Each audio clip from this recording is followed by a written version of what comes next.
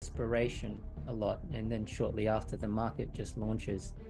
Now, I know what the word desperation means, but what does it mean when you say it? You often talk about the big boy stepping it up, and how can I identify that on the chart?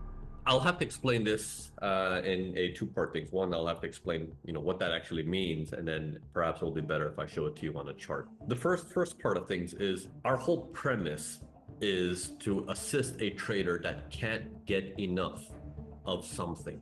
That's our whole premise. Without that understanding, we have no job in the market. We're not just here to draw trend lines and draw a line here and there and hope money pops out. With the years of training that you've been doing now with us, now you're starting to understand that we have a role to play in the market.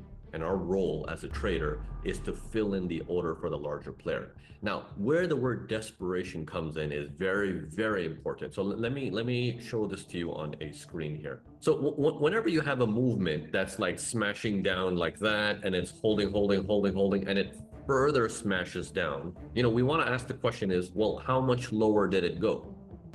So it went down lower low by a little bit. Now, you've studied the market conditions. What are the three different market conditions that we have? Trends, channels, and ranges. Yeah, trend, channels, ranges. So when you have a slight lower low, what kind of market conditions are we stepping into? That's a channel. That's a channel, right? So if it's a channel, that means if I make a slight lower low like that, then I'm expecting a slight lower high on top, right? So it's expected for the prices to come deep and then start to roll over again. So that's what's normal. Now, when I have this same move again, look at this one here. Makes a lower low. If I say how much lower low did he make?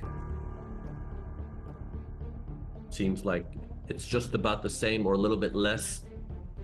So we're expecting a deep price again. It's when I don't see it coming up deep and it starts to roll over, that's where I label it as he's desperate. The larger player is desperate.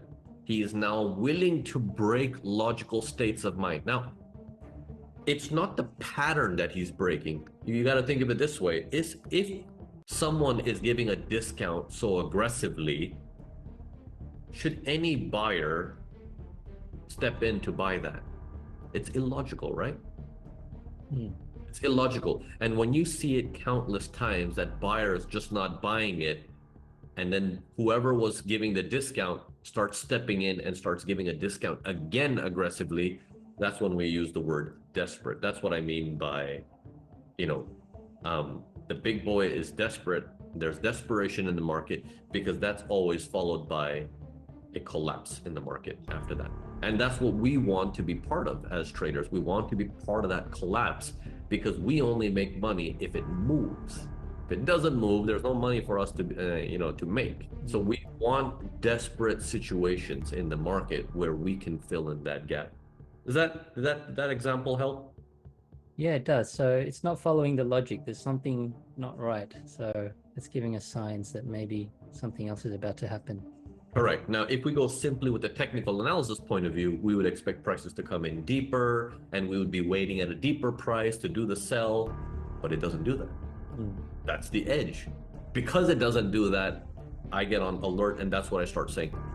Big boy is desperate, which means it's not long from now, a collapse is coming, and same vice versa for a buy side. Does that help? Yeah, it helps a lot. That's good.